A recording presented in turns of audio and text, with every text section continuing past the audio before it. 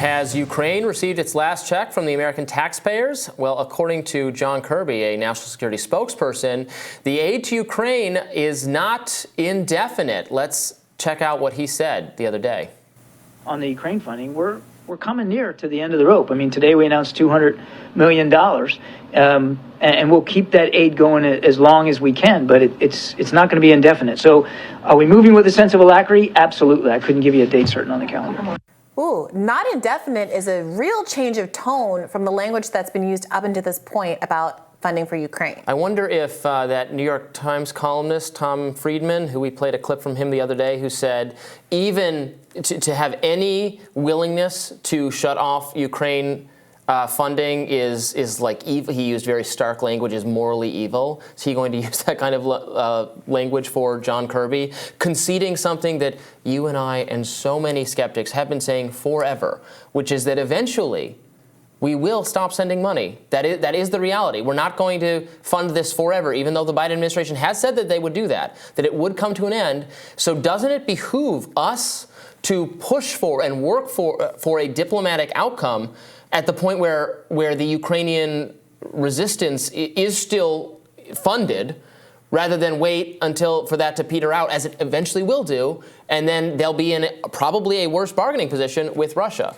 Yeah, so many of us have been saying that, but cooler heads would not prevail. It really highlights how deeply negligent the U.S. and Western allies that thwarted early peace attempts were, knowing that they were only going to be able to keep the float of Ukraine's war machine afloat for a limited period of time. I do think that the funding demands of the crisis in Israel-Palestine is squeezing the U.S. military a little bit. There was a statement made, maybe it was by Antony Blinken, that it can do both. But I think the way that you're seeing people change their rhetoric and the way that you've seen the emphasis shift from Ukraine to Israel over the course of the past week is telling a very different story. And I think it probably is also not irrelevant to the Biden administration that it's looking at really terrible poll numbers in states like Pennsylvania and Michigan that it needed to win in 2020, losing by almost double digits. Not margin of error numbers, but 7, 8, 9%. Really, yeah, terrible is understating it, frankly. These are the worst numbers he's ever had versus Trump in these states. It was not like this for the last election. I'd be real worried. And looking at the public opinion around the war in Ukraine and seeing that that is not an issue that helps Joe Biden, I do wonder if that's finally having an impact. Speaking of issues that won't help anybody, Lindsey Graham, the most hawkish voice within the Republican Party, he had this to say in response to the ongoing crisis in Israel vis-a-vis Hamas, that we should actually bomb Iran. Let's play it. What I would do is I would bomb Iran's oil infrastructure. The money financing terrorism comes from Iran. It's time for this terrorist state to pay a price for financing and supporting all this chaos. Yes, if you're the Iranians, if it were up to me, this war escalates, I'm coming after you. So if it weren't already enough that Israel is in the process with American state money backing it, of leveling Gaza, he also wants to provoke a war with Iran. To be fair to Lindsey Graham, he's wanted to start a war with Iran independent of anything else happening anywhere in the world. It's like, oh, it's raining today, we should start a war with Iran.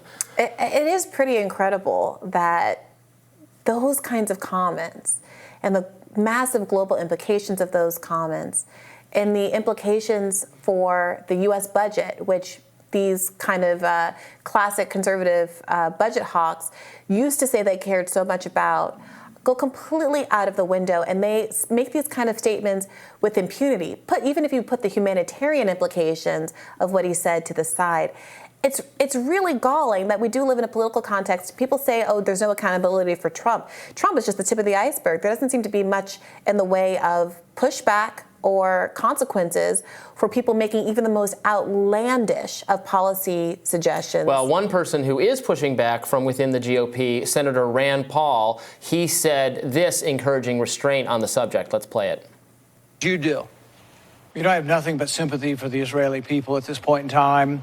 I think that the primary objective at this time has to be to get the people that attacked them. They were in Gaza. Before we think about spreading this to the rest of the world, maybe we ought to think about exactly what's going on the ground there. I do think that there is immediate reaction sometimes to let's get everybody who's responsible. And without question, Iran had their hands in this. But you remember after 9/11, there were people who wanted to attack Iraq. They said Iraq caused 9/11. Turned out Iraq didn't have anything to do with 9/11. So let's see where the facts lie. Let's investigate this and let Israel need to do what they need to do, which is to have a punishing response to the people in Gaza to say no more. We're not going to let this happen again. When you follow the money, if the money... So also, I'm not sure if it was that clip or it might have been a different clip with Rand Paul, he also pointed out, responding to calls to bomb Iran's nuclear capabilities, that and Rand Paul was just being very frank with the viewers, the American people, like the cat's out of the bag. You can't totally just reset their nuclear capabilities. Part of it is knowledge that they've already accrued. The materials can be hidden and are very small. Just blowing up the facilities is not going to even accomplish necessarily the goal of devastating their nuclear program. So I'm glad to see, again, the GOP is not. There's not unanimity on a lot of issues, including foreign policy. So I wanted to contrast, Lindsey Graham's hawkishness with what I suspect is a more popular view, maybe not among Republican elites, I don't know, but among the actual base of the party. Yeah, I do appreciate Paul there pointing to the need to base foreign policy decisions on facts. I mean, we just talked about how President Biden spewed a completely unconfirmed rumor about the existence of 40 beheaded Israeli children from the podium, something that had to be retracted. I think the retraction in and of itself and the embarrassment that it causes for Biden points to the likelihood that the rumor is false, right? If he could have called up Israel and said, hey, can you just show me the picture real quick and make it so that I wasn't a liar? I think that would have happened. So the retraction, I think, does really speak volumes. And people in that, reflecting on that moment that just happened last night, are being reminded of the testimony of babies, incubator babies being thrown out of window from a Kuwaiti young woman, which was used to justify our engagement in the Gulf War in the 90s. And people are really advising caution, saying oftentimes lies and rumors about the quote-unquote barbarity of a people is used to dehumanize them and justify attacks that are unsupported by our geopolitical interests or facts on the ground. And cooler heads must prevail and not fall for every preconceived notion that conforms with whatever ideals you have about a group that you don't like, because ultimately we have seen in history over and over and over again where that brings us as a nation.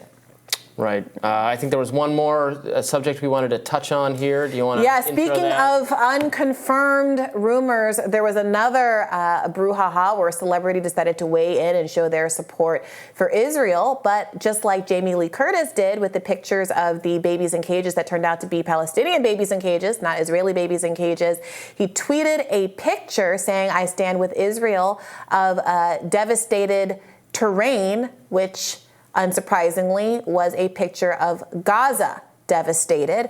When this was pointed out to him, he removed the image and replaced it with an image that had no background, just a color with the words "praying for Israel" still on top of it. No follow-up saying that he was also showing any sympathy for the people who were actually pictured in the devastation that initially incited his sympathies. Do you remember when Justin Bieber visited the Anne Frank house?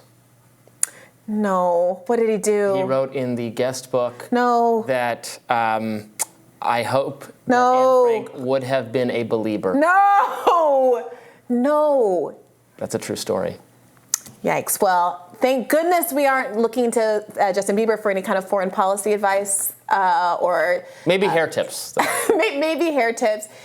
Great music. What can I say? But hopefully he stays out of politics going forward. Stick around. We'll have more Rising for you after this.